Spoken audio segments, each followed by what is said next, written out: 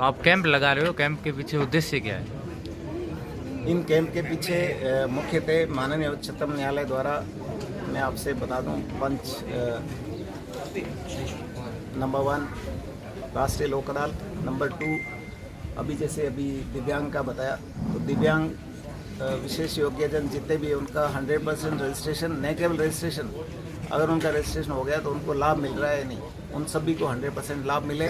तीसरा, अपने संविधान के उच्च आदर्श, फंडामेंटल ड्यूटी, मूल अधिकार और कर्तव्य, इसके बारे में और संवैधानिक संस्थाओं के प्रति एक आदर भाव और संविधान के बारे में बच्चों को जानकारी देना। चौथा, शिक्षा के अधिकार के बारे में, राइट टू एजुकेशन एक्ट के बारे में, और शिक्षा के अधिकार का मूल अधिकार होने के बावजूद बच्चों को एक क्वालिटी एजुकेशन मिलने के लिए क्या प्रयास किए जा सकते हैं। और पांचवा, ये अपने लोक अदालत, राष्ट्रीय लोक अदालत, जिसमें राजीनामे के जरिए मुकदमा का निस्तार होता है। लोगों को कम जानकारी है, जो उसके बारे में अभी आप बता रहे थे कि भी हमारी क्या क्या चीज़ें चल रही है, इसके बारे में जानकारी कम है, उसके लेकर क्या कर रहे हो आप? हाँ, मैं आपसे बता दूं कि जिला विधिक सेवा प्राधिकरण हमेशा तत्पर है किन के लिए, जो गरीब और वंचित है। और जिला विधिक सेवा प्राधिकरण के लिए आप ध्येय वाक्य, जिसका कोई नहीं है उसका जिला विधिक सेवा प्राधिकरण। तो ये आज जिला विधिक सेवा प्राधिकरण, हमें दूर दराज गाँवों में इसलिए जाना पड़ रहा है कि जिला विधिक सेवा प्राधिकरण में हर तरह के किसी भी तरह का विधिक अधिकार का उल्लंघन होता है तो उसका परिवर्तन करवाने का दायित्व है, लेकिन हमारी भी मार्केटिंग नहीं हो पा रही है। इस वजह से बहुत सारे लोगों को, जैसे यहाँ पे मैं पूछूं तो बहुतों को ये पता ही नहीं है। इवन हमारे ईमेल किया जा सकता है, अपने हेल्पलाइन नंबर पे आप बता सकते हैं, और सम रोड जैसलमेर में कभी भी 10 से 5 के बीच में आकर के, और इवन अभी जो एक chief legal aid defence council की जो स्कीम के बारे में मैंने बताया, इसका भी यहाँ मैं मिलता हूँ लोगों से तो कम पता है। ये अभियोजन विभाग के समानांतर एक राज्य ने ऐसी व्यवस्था दी है कि जो एक तो अनुसूचित जाति जनजाति से है, या जिनकी आय 3 लाख रुपये से कम है, या फिर वो महिला है, या वो जेल में निवृत्त बंदी है, उसकी इनकम चाहे कितनी हो, और औद्योगिक कर्मकार है, या कोई बाढ़ पीड़ित है, या कोई दूसरी कैसी नेचुरल कैलेमिटी के तहत है, तो उनके लिए सरकार ने निःशुल्क अधिवक्ता नहीं, पूरी ऑफिस उपलब्ध करवाई, जिसमें chief legal aid defence council और असिस्टेंट लीगल डिफेंस काउंसिल, ये दोनों सैलरी पर्सन हैं, और ये 10 से 5 वहाँ बैठते हैं, और इनके सारे केसेस कंप्यूटराइज रहते हैं, अपडेट रहते हैं, सारी जानकारी आप ऑनलाइन भी प्राप्त कर सकते हैं। और इनका सिलेक्शन यहाँ के 4 सीनियर मोस्ट जजेस के द्वारा करने के बाद में एक्टिंग चीफ जस्टिस के द्वारा भी इनका, जो उस समय राजस्थान राज्य विधिक सेवा प्राधिकरण के कार्यकारी अध्यक्ष रहे, तो उनके द्वारा इंटरेक्शन के बाद इनको नियुक्ति दी गई। चलो, बहुत बहुत धन्यवाद आपका जानकारी। आप में से पढ़े लिखे होंगे, तो आपने जो गुरुजी से जो सीखा है ना, वो कोई किताब से, स्कूल का वातावरण ऐसा होता है, यहाँ जो चीज़ आप सीख लेते हो वो दिमाग में एक ऐसा हिस्सा होता है, उसमें चली जाती है कि वो चीज़ें हमेशा के लिए याद हो जाती है। तो मैं भी ऐसे गवर्नमेंट स्कूल में ही पढ़ा था, लेकिन हमें जो टीचर पढ़ाने वाले थे उनके प्रति हमारी एक अपार श्रद्धा थी। तो बच्चों का ये रहे कि क्लास पूरी अटेंड करें, और गुरुओं के प्रति कभी भी अगर कोई अपने उस तरफ जाना ही नहीं, अगर 5 उंगलियां बराबर नहीं होती, कभी कोई चर्चा करे तो अपने को ये कहना है कि गुरुओं के प्रति अपार श्रद्धा रखें। तो श्रद्धा ऐसा क्या होता है कि गीता से बड़ा तो कोई ग्रंथ नहीं है, उसमें भी एक पूरा अध्याय है कि सदावन लभते ज्ञान, सदा से ज्ञान की प्राप्ति है।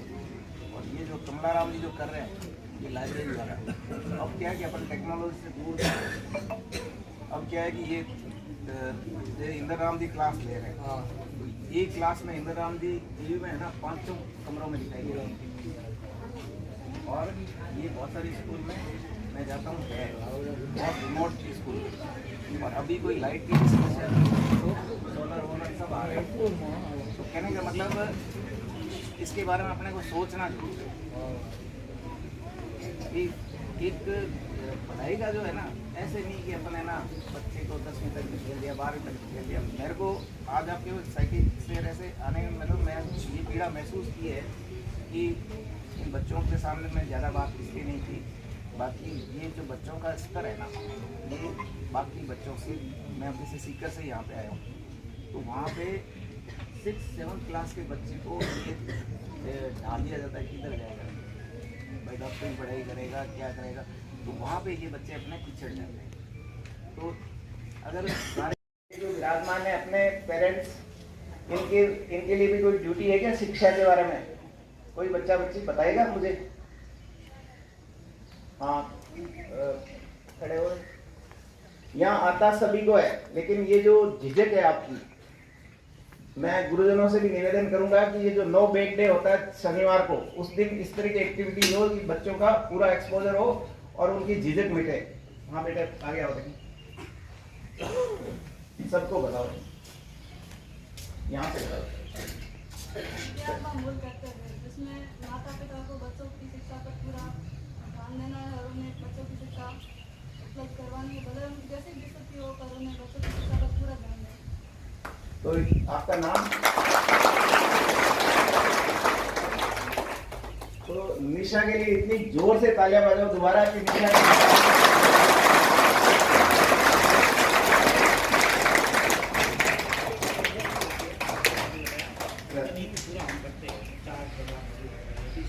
हाँ, तो ये आपने शुरू करी, बहुत अच्छा है, क्योंकि मैं ना न्याजलार भी गया हूँ, मैं कोचिना भी गया हूँ, मैं कनाडा भी गया हूँ, मैं हर दूर दराज के गाँव में मैं जाता हूँ। तो सबसे बड़ी समस्या यही आती है कि बच्चों को पता तो होता है लेकिन वो बताने में हिचकिचाते हैं, झिझक रहती है।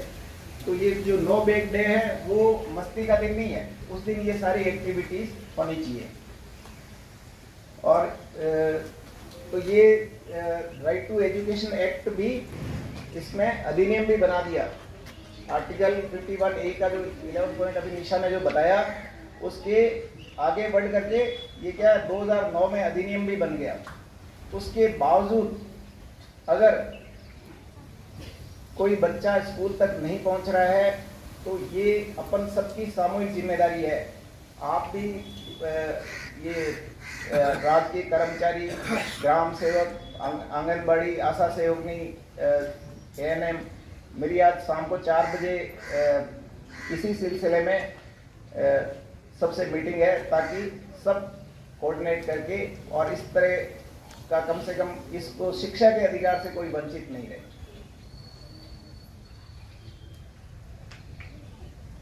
क्योंकि